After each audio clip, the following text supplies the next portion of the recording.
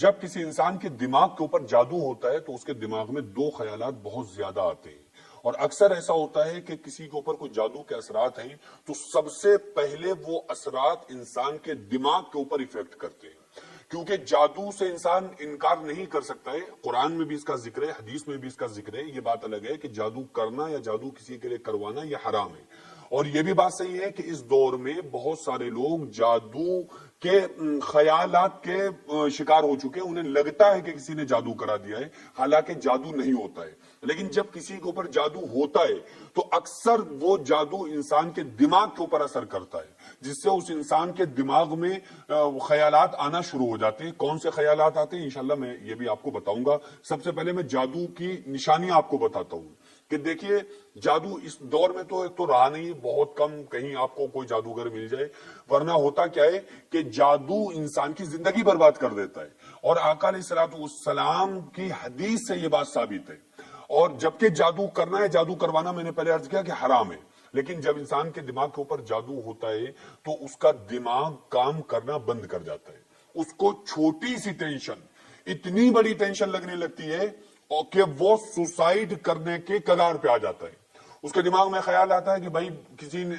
اس کے دماغ میں کچھ اس کو سمجھ ہی نہیں آتا ہے، وہ کچھ بھی سوچنے سمجھنے کے قابل ہی نہیں رہتا ہے۔ وہ تھوڑی سی بھی ٹینشن ہوئی وہ یہ سوچے گا کہ اس ٹینشن سے بچنے کے لیے لاؤ ہم موت کو چوز کر لیں، وہ سوسائڈ کر لیتا ہے۔ بہت سارے ایسے کیسز ہمارے پاس آئے، لوگ آتے ہیں عملیات کے طور پہ، جو لوگ تعویذ گنڈا کرانے، تو ان میں اکثر کیسز ایسے ملتے ہیں کہ ان کے دماغ کے اوپر کچھ نہ کچھ ایفیکٹ ہوتا ہے۔ اگر وہ جادو کا نہیں تو شیطانی حرکتیں، شیطانی وسوسے، اور شیطانی وسوسے ہونے کا ثبوت تو قرآن میں حدیث میں ہے۔ اللہ تعالیٰ خود فرما رہا ہے اعوذ باللہ من الشیطان الرجیم۔ آقا علیہ السلام نے فرمایا کہ تم یہ پڑھا کرو کہ پناہ مانگتا ہوں میں اللہ کی شیطان مردود سے۔ تو یہ کہا کیوں گیا کہ پناہ مانگتا ہوں میں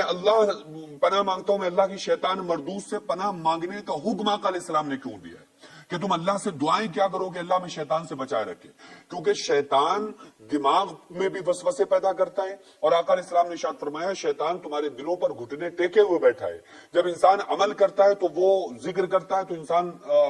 کے دل سے شیطان گھٹنے ہٹا لیتا ہے، اور جب بندہ عمل کرنا بند کر دیتا ہے تو وہ دوبارہ سے اس کے دل کے اوپر گھٹنے رکھ کے بیٹھ جاتا ہے۔ تو شیطان کا بہت بڑا خلل ہے انسان کی زندگی میں۔ اب اگر کوئی انسان جادو کرتا ہے تو وہ بھی شیاطین کے ذریعے سے، اور اگر کسی نے جادو نہیں کیا تو شیطان خود انسان کے دل و دماغ میں وسوسے پیدا کرتا ہے۔ تو وسوسے یہ آنا کہ اس کو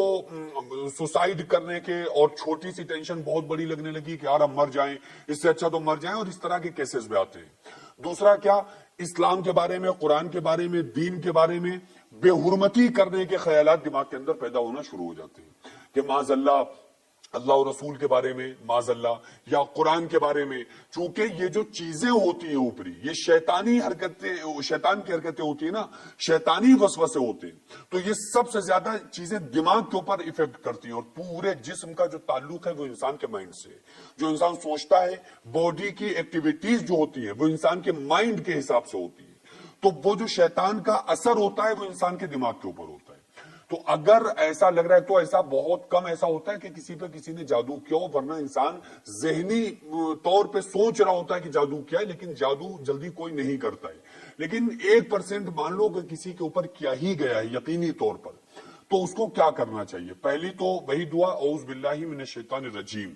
پناہ مانگتا ہوں میں اللہ کی شیطان مردود سے، اس کا زیادہ سے زیادہ ورد کرنا ہے۔ اور دوسرا کام کیا کرنا ہے کہ درود ابراہیمی جو نماز میں پڑھی جاتی ہے، بسم اللہ الرحمن الرحیم، اللہم صلی علی محمد وعلی آل محمد کما صلیت علی ابراہیم وعلی آل ابراہیم انک حمید مجید، اللہم بارک علی محمد وعلی آل محمد کما بارکت علی ابراہیم وعلی آل ابراہیم انک حمید مجید۔ یہ درود 11 مرتبہ پڑھ کے پانی کے اوپر دم کریں اور اس پانی کو پیئیں، اور اس عمل کو 11 دن تک آپ کر لیں، تو انشاءاللہ تعالیٰ آپ کا دماغ پر اگر کوئی بھی اثر ہوگا، چاہے وہ جادو کا یا وہ شیطانی وسوسے، پوری طرح سے انشاءاللہ تعالیٰ دماغ کے اوپر سے وہ اثرات ہٹ جائیں گے، ختم ہو جائیں گے۔